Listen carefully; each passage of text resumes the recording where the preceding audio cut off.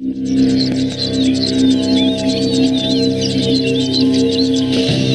dans la réserve du Masai Mara au Kenya, s'étendent les Black Rocks.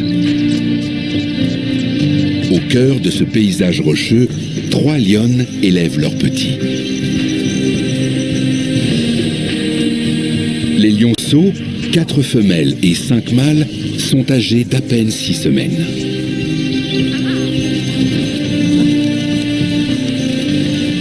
Pendant 5 ans, nous allons suivre les jeunes mâles dans leur ascension vers le pouvoir.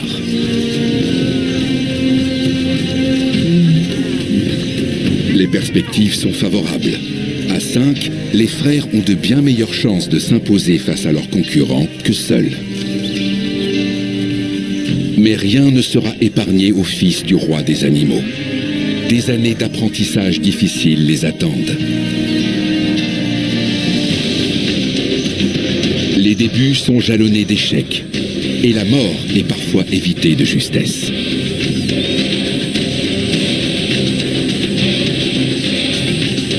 Pour gagner leur place, les jeunes lions devront composer avec la violence.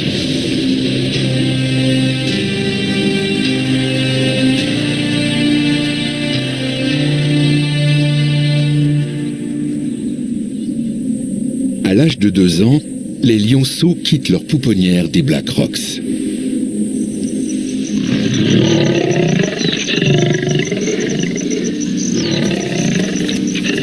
Les 3 mères sont sur le point d'avoir une nouvelle portée. Cela fait trop de bouches à nourrir pour un même territoire. Les jeunes lions devront désormais se débrouiller seuls.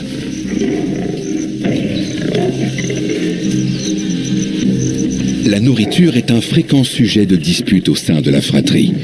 Les mâles sont déjà nettement plus forts que leurs sœurs et s'imposent souvent sans ménagement.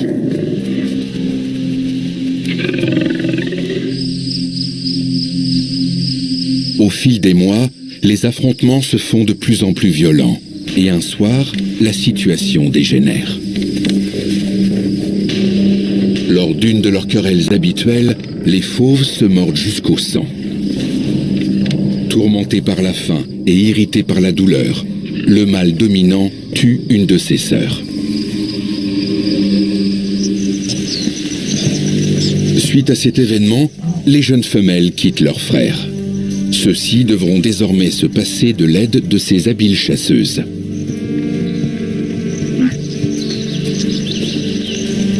Ils sont toutefois loin d'être prêts à affronter les géants.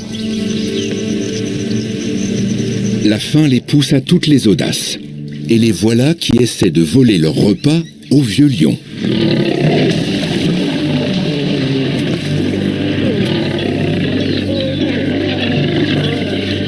À leurs risques et périls.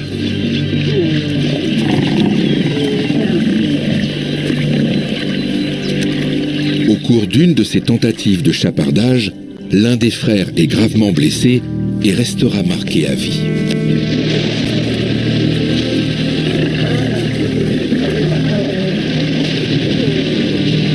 Cette fois-ci, les effrontés ont de la chance et s'en tirent avec quelques coups de patte.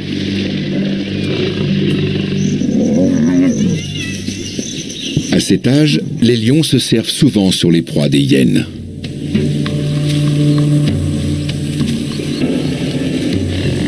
Des buffles du troupeau voisin viennent à la rescousse et tiennent les hyènes en respect.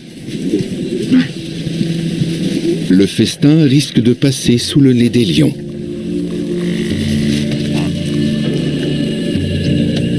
Mais les buffles ne restent pas longtemps auprès de la femelle blessée. Les lions reprennent courage. Maintenant, il ne s'agit plus de grappiller quelques miettes du butin des hyènes, mais de s'en emparer tout entier.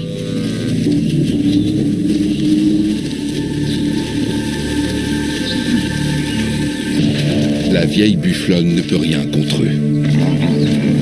Pourtant, en quelques secondes, ses congénères sont de retour.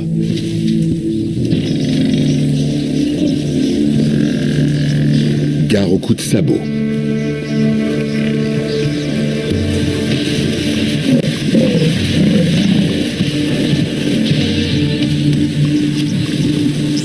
Pour la bufflonne, il est trop tard. Elle ne peut plus se relever. Après quelques minutes, le troupeau se retire. Et les jeunes prédateurs retentent leur chance.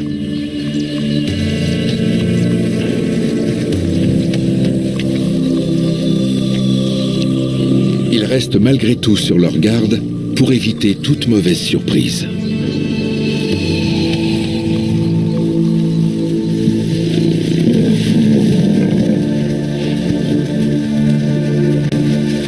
Leur sang-froid est récompensé par un copieux dîner.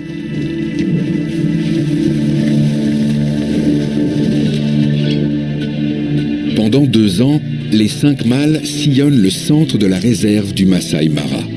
S'ils se déplacent souvent en solitaire, ils finissent toujours par se retrouver. La savane recèle bien des dangers pour un jeune lion isolé.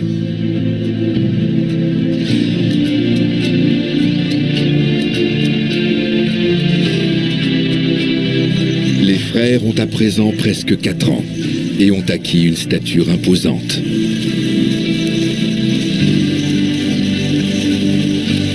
Ils ne possèdent toujours pas de territoire fixe et se déplacent dans une zone située à 25 km au nord de leur lieu d'origine. La léoparde a dû leur céder ses proies plus d'une fois.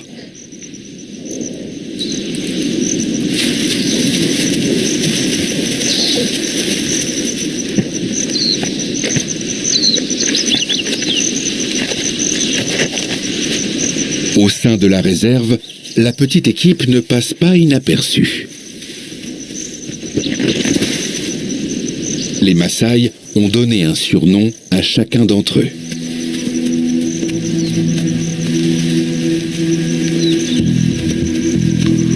Voici Olomina, le boiteux. Il n'a aucune cicatrice sur le visage car il ne participe ni à la chasse ni au combat. En revanche, c'est le plus actif sexuellement des 5. Quand il était jeune, il a été blessé grièvement par des mâles adultes alors qu'il s'était introduit sur leur territoire. Depuis, il traîne la patte. Olosiadou, le retardataire. Prudent et réservé, il fait souvent bande à part et n'apprécie guère les affrontements violents. Lorkouloup, l'assistant. Il a constamment le nez qui coule. Un coup de sabot lui a brisé l'os nasal. Ses douleurs chroniques le poussent à agir avec prudence.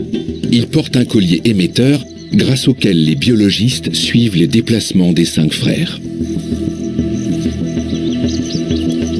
Orpadan, le chasseur.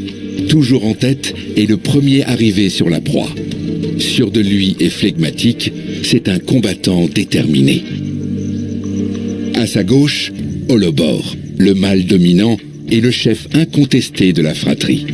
C'est lui qui a tué leur sœur. Il se montre souvent agressif et brutal.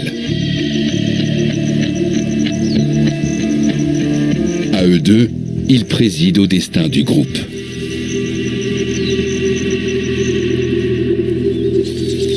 Deux ans après leur expulsion, les 5 frères reçoivent la visite surprise de leur mère. Elles ont dû à leur tour quitter leur territoire, chassées par une grande troupe venue de l'est de la réserve. Vu l'âge des jeunes mâles, cette cohabitation est plutôt inhabituelle.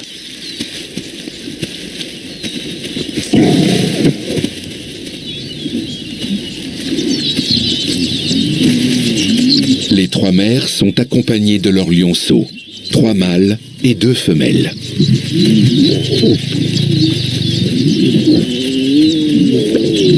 13 lions au total, cela commence à faire beaucoup. Les 5 frères comptent sur leur mère expérimentée pour ramener des proies pour tous.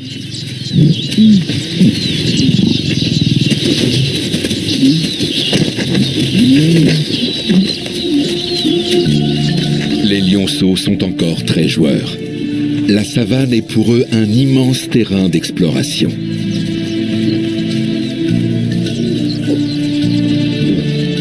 Cette curiosité sans limite présente quelques inconvénients. Avec eux, les proies sont vite prévenues et ont le temps de détaler.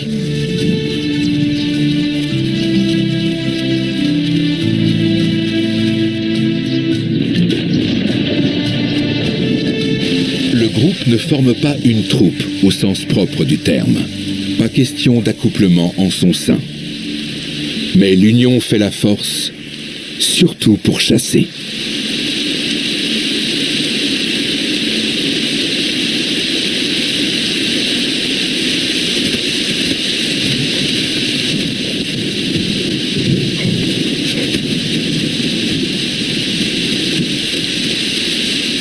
Il n'empêche que chez les jeunes adultes, l'instinct de reproduction est de plus en plus présent.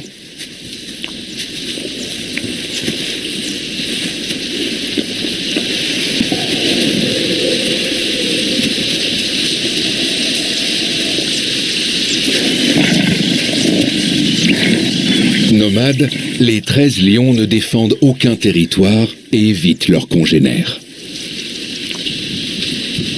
C'est le mois de mai, la saison des pluies. La végétation renaît. Mais les fauves affamés ne trouvent guère de proie à se mettre sous la dent. Soudain, ils aperçoivent un troupeau de buffles dans une vallée. Fortes de leur expérience, les mères se mettent en quête d'individus isolés. Et effectivement, un mâle s'est retiré dans les broussailles près de la rivière. La fratrie saute immédiatement sur l'occasion.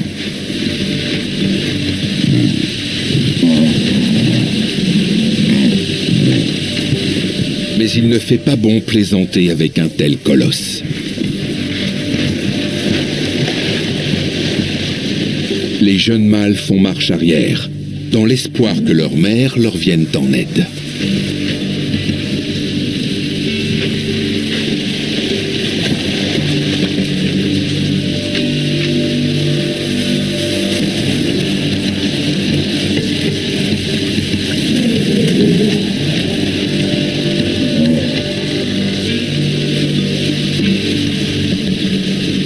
L'adversaire est de taille. Il pèse près d'1 tonne.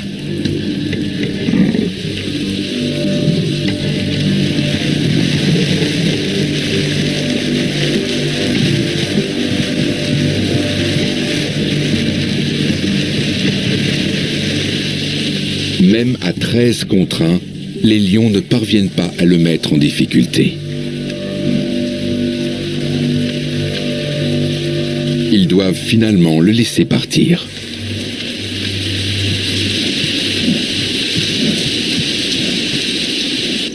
Pendant plusieurs semaines, le groupe erre sans but, à la recherche d'une proie facile. La rivière Rangai forme une barrière qu'ils n'osent pas franchir. Comme souvent, les caractéristiques géographiques définissent les limites du territoire.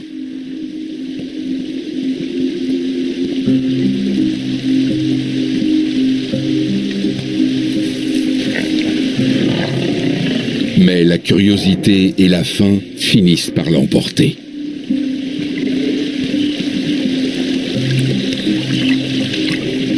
Pour les félins qui craignent l'eau, traverser la rivière reste une épreuve.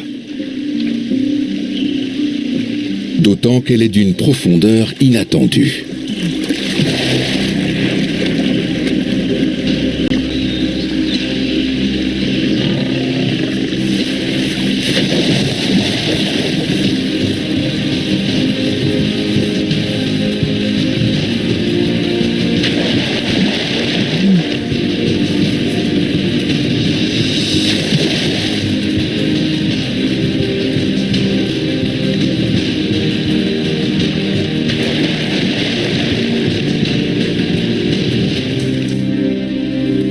Tous ces efforts pour constater que de l'autre côté, les proies se font tout aussi rares.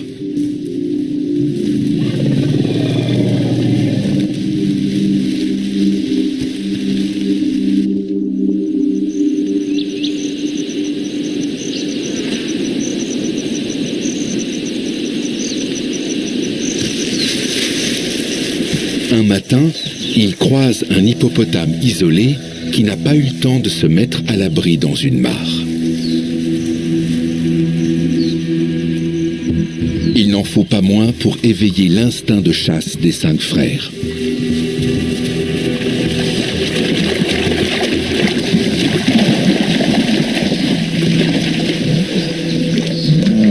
Cette proie n'a, semble-t-il, aucune chance de leur échapper.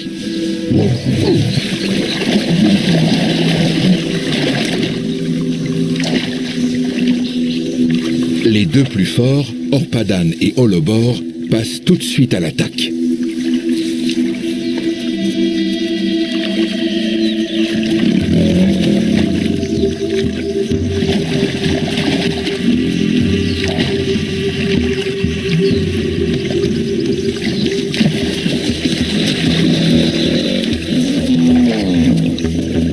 Les plus jeunes sont curieux. Comment s'y prendre avec un tel monstre ?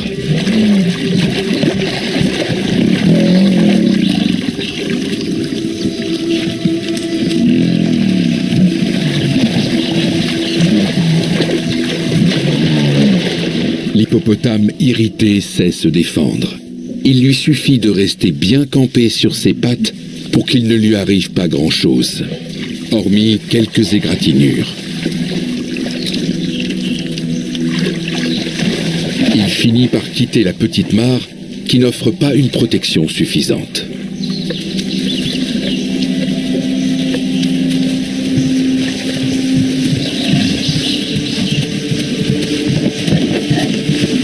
Il court se mettre à l'abri dans des buissons, les lions à ses trousses.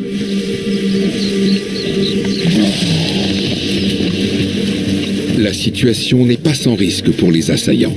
Le mastodonte pourrait les plaquer contre un arbre et leur infliger de sérieuses blessures. Mais Orpadan est dans son élément.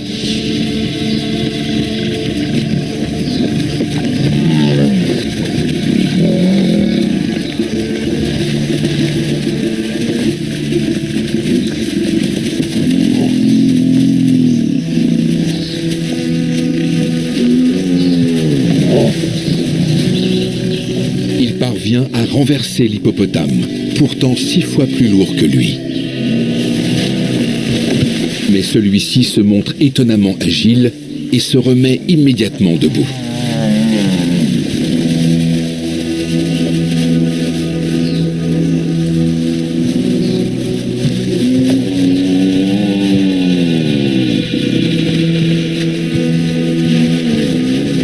Les mères ont bien du mal à freiner leur progéniture et ne participent qu'à demi. Elles savent qu'ils ne réussiront leur manœuvre qu'en poussant l'hippopotame, par nature vulnérable à la chaleur, à la syncope.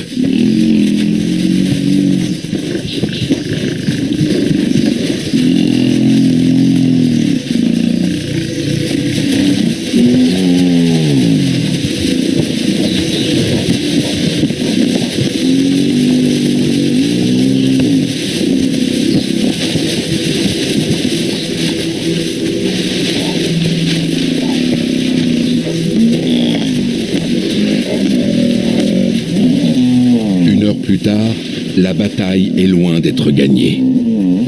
L'hippopotame émet de la vapeur. Dépourvu de glandes permettant la transpiration, il élimine ainsi la chaleur corporelle engendrée par l'effort musculaire.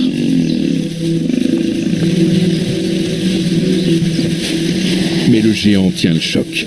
Il passe de mare en mare et parvient à se rafraîchir, évitant le coup de chaud fatal.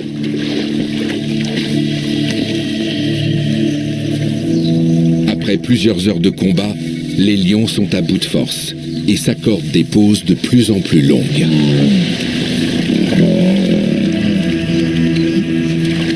Ils parviennent malgré tout à se relayer et à maintenir la pression.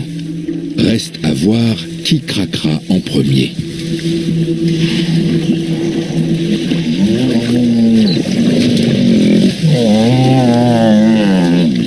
Cette mare offre à l'hippopotame un refuge de choix.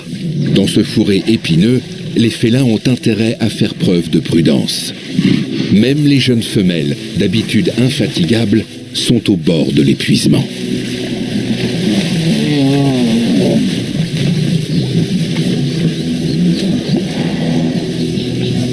Le combat dure depuis près de 6 heures. L'hippopotame est couvert de sang, mais ses blessures sont superficielles. Ses adversaires n'ont pas réussi à le prendre en défaut. Les hippopotames en bonne santé sont des proies coriaces. Celui-ci n'échappe pas à la règle. Même en période de famine, les félins parviennent rarement à triompher d'adversaires d'un tel gabarit. Pour la troupe éreintée, il ne reste qu'une source de nourriture vers laquelle se tourner en cette saison. Les buffles. 3 troupeaux pâturent dans les hautes herbes le long des rives de la rivière Rongai. Comme tous les ruminants, les buffles peuvent digérer les végétaux ligneux. Un avantage qui leur permet d'exploiter efficacement les ressources de la savane. Un groupe peut compter jusqu'à 800 individus, soit des centaines de tonnes de viande. Mais les buffles sont plus difficiles à chasser que les autres animaux grégaires. Leur secret réside dans leur structure sociale. Les troupeaux se composent de femelles apparentées accompagnées de mâles venus d'ailleurs.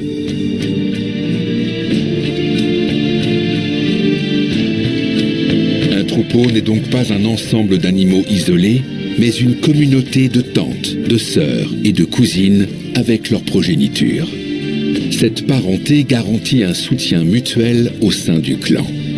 Tout le contraire des antilopes, qui vivent en groupes fluctuants et ne sont pas solidaires entre elles. Mais comme dans tout grand troupeau, certains animaux sont à la traîne ou s'éloignent un peu trop. Ceux-là se retrouvent alors privés de la protection de leurs congénères.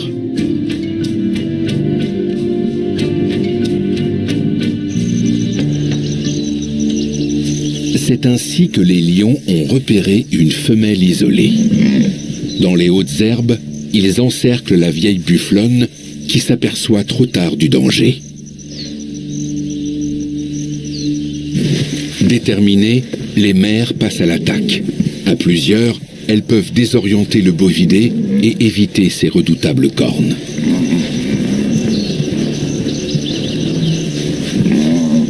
L'une des femelles ose finalement l'attaquer de front et lui saisit le mufle.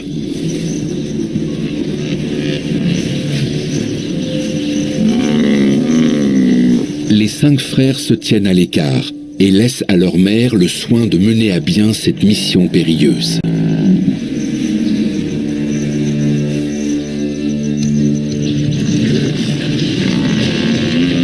Le troupeau pâture à près de 500 mètres de là. Les buffles voient mal, mais les beuglements de la femelle attirent leur attention. Les secours arrivent juste à temps.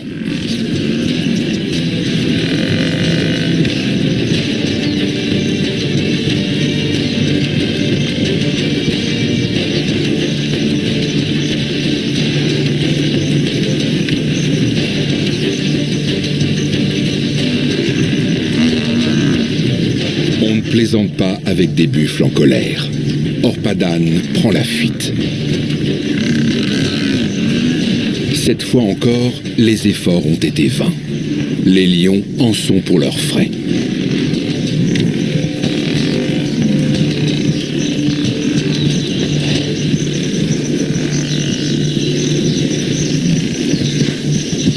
Les fauves suivent le troupeau à la trace, dans l'espoir d'une autre opportunité. L'échauffourée a eu au moins du bon pour la sentinelle à gorge jaune. L'herbe piétinée offre un matériau de nidification de premier choix. Les 3 mères ont recours à la seule méthode sensée. Talonner le troupeau jour après jour en tentant de repérer les individus jeunes, vieux, blessés ou malades, ou les retardataires.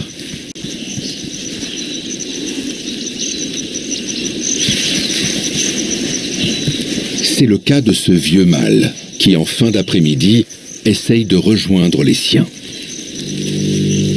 C'est l'occasion tant attendue.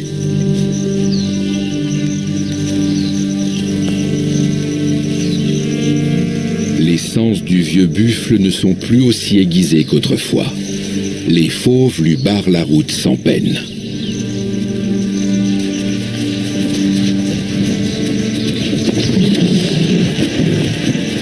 Les jeunes femelles attaquent les premières. Elles sont les plus affamées et ne sont pas conscientes du risque.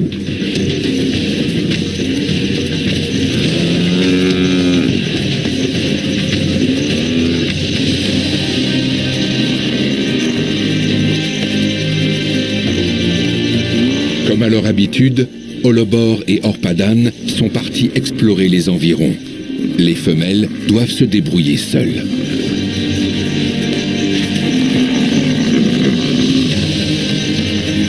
Ce n'est qu'avec un temps de retard que Lorkulup et les deux autres frères daignent les seconder. Les femelles peuvent se montrer généreuses.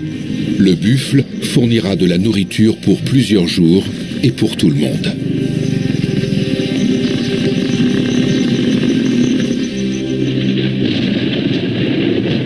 En mai, les pluies sont presque quotidiennes.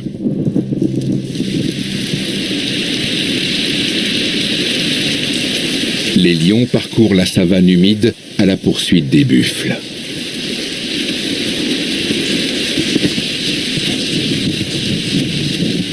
Mais voilà que pendant la nuit, le troupeau les a devancés de quelques kilomètres.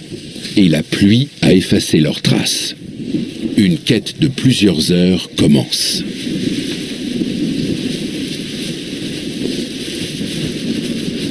Dans ce paysage vallonné, où le regard ne porte jamais au-delà de la prochaine colline, 500 buffles peuvent aisément se volatiliser. En fin de matinée, les lions retrouvent le troupeau.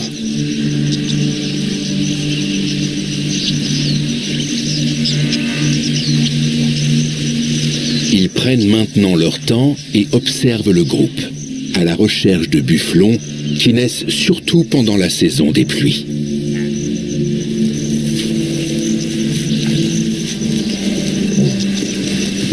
Il arrive que les mères perdent le contact avec leurs petits. C'est ce genre d'aubaine que guettent les prédateurs.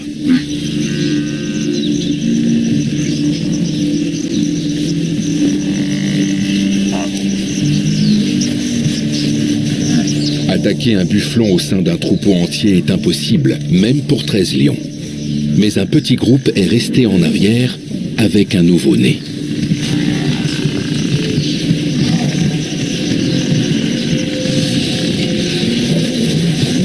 Les félins essaient de disperser la formation et de la priver de ses défenseurs.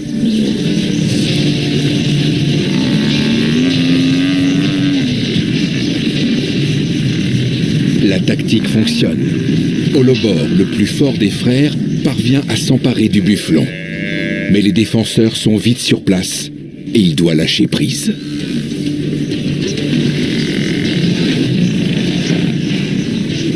Le petit grièvement blessé ne peut néanmoins plus leur échapper.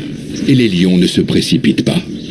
Grâce au renfort, ils mettent les buffles en déroute.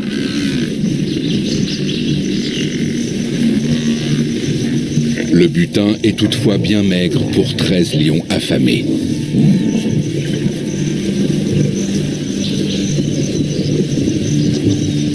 Holobor réagit avec sa brutalité coutumière.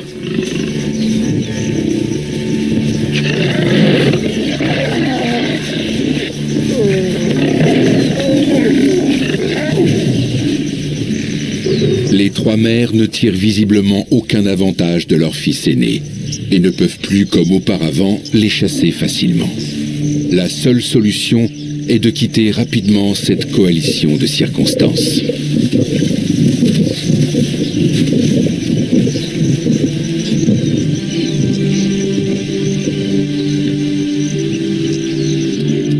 En juin, la saison des pluies est terminée. Les mères sont parties.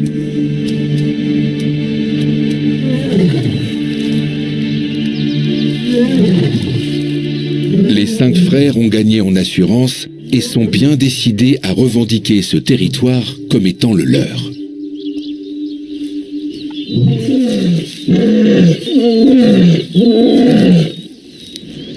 Les benjamins, issus de la dernière portée, sont en voie d'émancipation et évitent autant que possible leurs frères aînés, volontiers agressifs. Les 5 n'ont pas encore croisé la route des anciens. Ceux-ci, en revanche, ont depuis un bon moment remarqué la présence de la génération montante.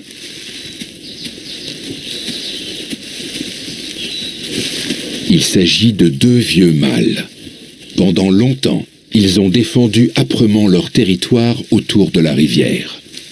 Le moment est venu pour eux de tirer leur révérence.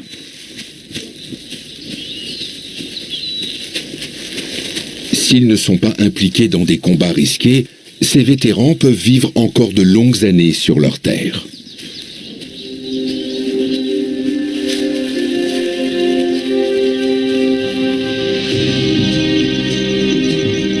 Désormais, ce sont 3 lionnes, accompagnées de leur descendance presque adulte, qui règnent sur ce territoire et le défendent contre les autres femelles. Les mâles, eux, ne sont que de passage. Les frères parviennent à convaincre les maîtresses des lieux de leur qualité.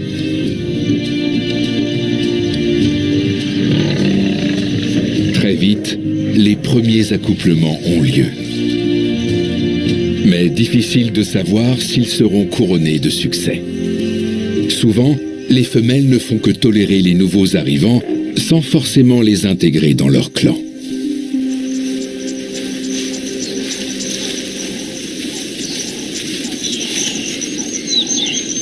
Ce sont néanmoins les premiers pas vers la conquête d'un territoire.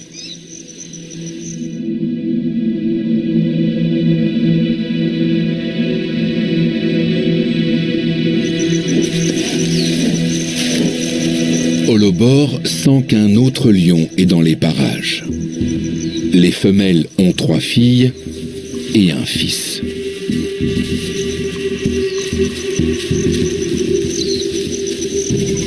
Le lionceau craint les nouveaux venus, mais il veut aussi rester auprès de sa mère. Cela ne plaît guère à Holobor. Il pourrait blesser grièvement le jeune lion.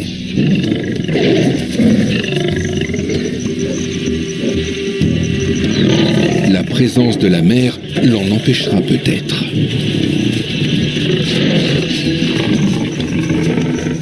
Et en effet, celle-ci prend parti pour son fils.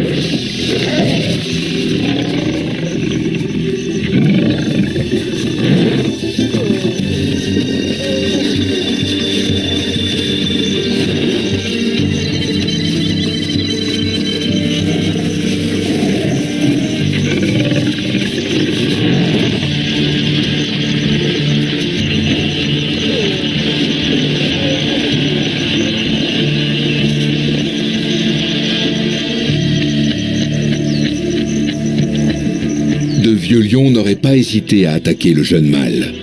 Mais Holobor, qui vient tout juste de prendre du galon, n'est pas encore familiarisé avec son nouveau rôle et s'en tient à une démonstration de force.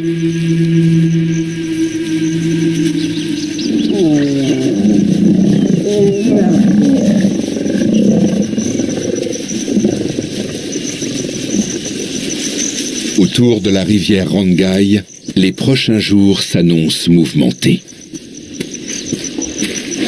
Les nouveaux arrivés ne jouent cependant qu'un rôle secondaire.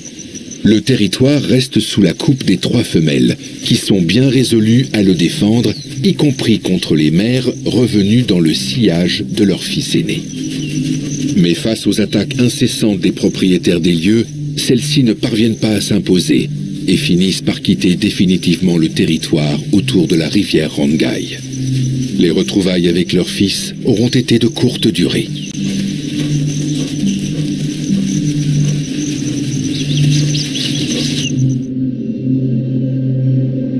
À la fin du mois de juin, la période de disette est terminée.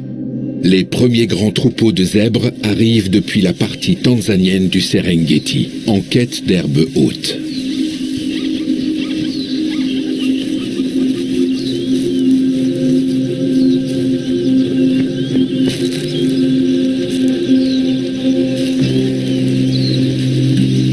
Cette arrivée a de quoi réjouir les lionnes. Enfin une alternative au dangereux buffle.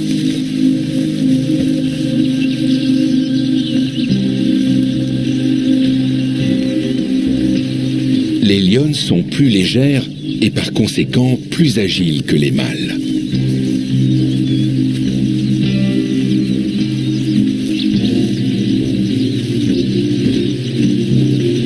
Ce n'est donc pas seulement par paresse que les lions délèguent le travail aux femelles. Même dans les herbes hautes, il serait difficile pour un lion adulte de s'approcher sans se faire remarquer. La femelle, en revanche, réussit cet exploit et se retrouve à quelques mètres seulement des zèbres.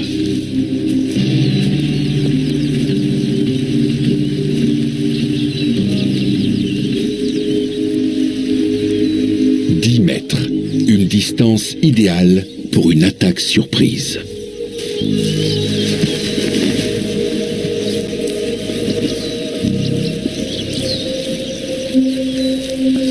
Elle semble surgir de nulle part.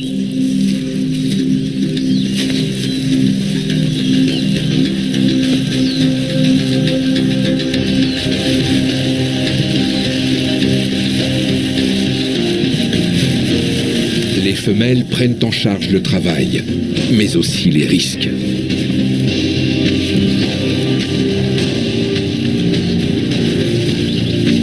Un coup de sabot bien placé peut causer de graves fractures.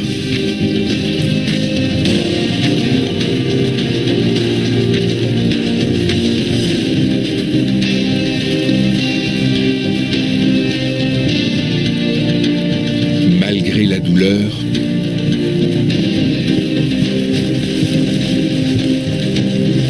la lionne ne lâche pas prise. Et le succès est au rendez-vous.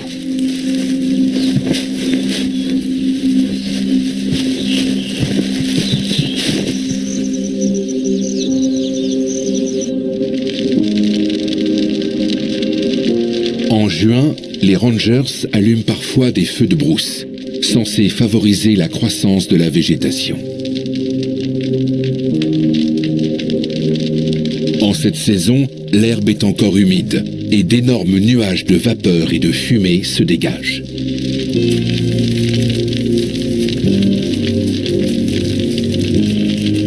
Utilisée de manière responsable, la technique du brûlis n'endommage pas la terre et améliore la qualité des pâturages. Mais pour que la végétation repousse comme prévu, encore faut-il que la pluie tombe dans la foulée.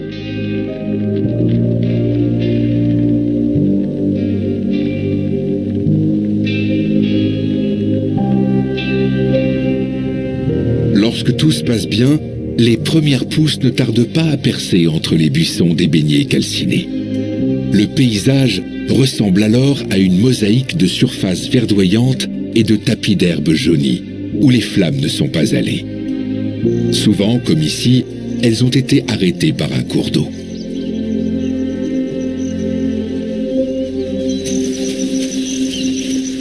Les deux frères dominants, Holobor et Orpadan, parcourent leur territoire avec une confiance renforcée et laissent partout leurs marques.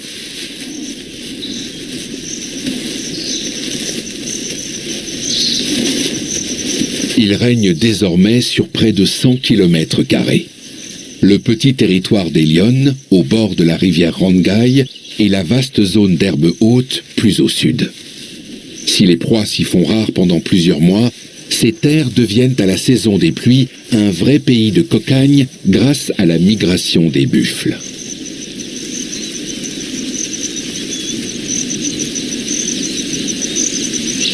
Pour sa sécurité, la troupe peut compter sur Orpadan et Holobor. Les deux inséparables partent en patrouille plusieurs jours d'affilée, défendre les frontières de leur territoire.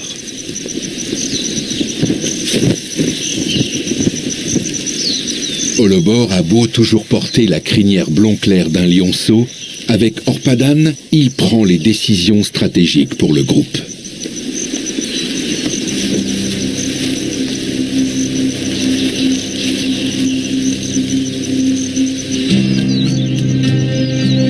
Holobore s'aventure régulièrement en terres étrangères. Mais un jour, il va trop loin.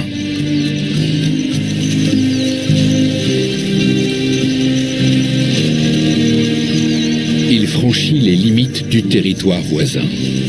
Pour les mâles dominants de cette troupe, ce n'est ni plus ni moins qu'une provocation. Holobore comprend trop tard son imprudence.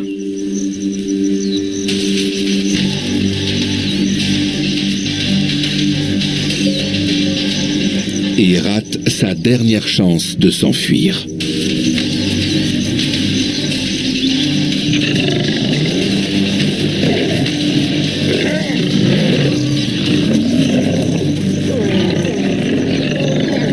Ce faux pas pourrait lui être fatal. Il ne bouge plus, bien conscient qu'il n'a plus le droit à l'erreur. Malgré tout, sa soumission ne suffit pas, et la loi des lions doit s'appliquer.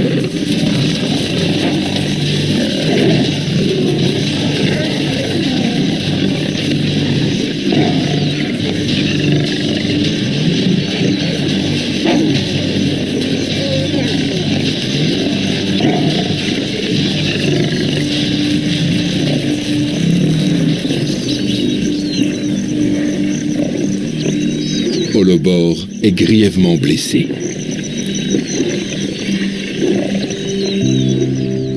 Pour la troupe qui vient tout juste de s'établir sur son fief, c'est un coup dur, car Holobore est le leader de la fratrie. Cependant, la vie continue. Les premières naissances marquent un tournant important pour les frères. Et la migration des gnous, bien moins dangereux que les buffles, leur assure pendant quelques semaines une source de nourriture abondante.